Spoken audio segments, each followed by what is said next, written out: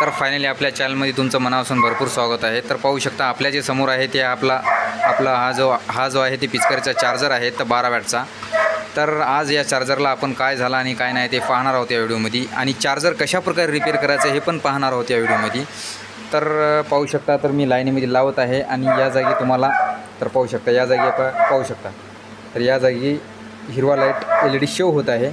पण आपण जेव्हा पिचकारी पंपाला जेव्हा आपण हे चार्जर म्हणजे याचा सॉकेट लावतो तेव्हा याच्यामध्ये लाईट येत नाही आहे। तर याचा काय प्रॉब्लेम झाला आणि काय नाही ते आज आपण या व्हिडिओमध्ये शिकणार आहोत। तर व्हिडिओ शेवटपर्यंत पहा। जर यूट्यूब चॅनलवर पाहत असाल तर यूट्यूब चॅनलला सबस्क्राईब करायला विसरू नका आणि लाईक करायला पण विसरू नका। जर काही कळालं नसेल तर कमेंटमध्ये नक्की विचारू शकता, आणि फेसबुक पेजवर सुद्धा पाहत असाल तर फेसबुक पेजला पण फॉलो करा। चला तर आपण याला सर्वप्रथम खोलून घेणार आहोत। तर फायनली आपण चार्जर खोललेलं आहे। तर पाहू शकता तर यामध्ये आपले सर्व पार्ट्स एकदम चांगल्या प्रकारे दिसत आहेत। तर पाहू शकता आपण मागच्या साईडनं पाहत आहोत तर काही पण जळालेलं नाही।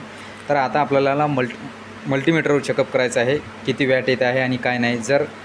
जर 12 वॅट येत नसेल तर आपण समजून घ्यायचं की हा ड्रायोड गेलेला आहे। तर आपल्याला हे ड्रायोडसुद्धा बदलून पाहायचं आहे। तर कॅपॅसिटर सर्व एकदम चांगल्या पद्धतीने चांगले दिसत आहेत आणि एकदम चांगले पण आहेत।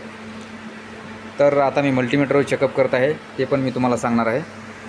तर पाहू शकता हे आपलं क्लॅम्प मीटर आहे। तर क्लॅम्प मीटरला आपल्याला हे जे पाहू शकता 1000 व्होल्ट तर आपल्याला याच्यावरती शेव करायचं आहे, म्हणजे याच्यावरती आणून सोडायचं आहे। तर अशा प्रकारे आपल्याला या जागी आकडे दिसतील, आणि हे जे वायर आहेत आपल्या हातामधले ते आपल्याला या जागी लावायचे आहेत। तर आता मी लावून घेणार आहे। थोडा प्रॉब्लेम होत आहे, जर काही समजत नसेल तर आपल्याला कमेंटमध्ये नक्की विचारू शकता। तर आता मी वायर जोडून घेत आहे। तर मी मल्टीस्टँडचे वायर जोडलेले आहेत क्लॅम्प मीटरचे। आता ही जी पिन आहे ती मी बोर्डामध्ये टाकत आहे, पाहू शकता। तर मी टाकलेली आहे।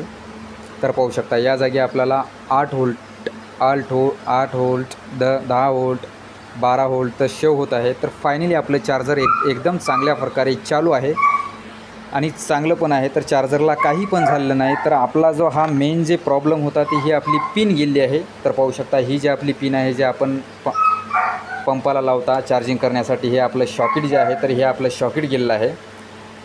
तर आपला प्रॉब्लेम तुमच्या लक्षामध्ये आलाच असेल आणि तुम्हाला पण व्हिडिओ कळाला असेल। तर मित्रांनो व्हिडिओ आपला कसा वाटला आणि काय नाही ते आम्हाला नक्कीच कमेंटमध्ये कळवा। तर मित्रांनो भेटूया पुढच्या व्हिडिओमध्ये। जय हिंद, जय महाराष्ट्र।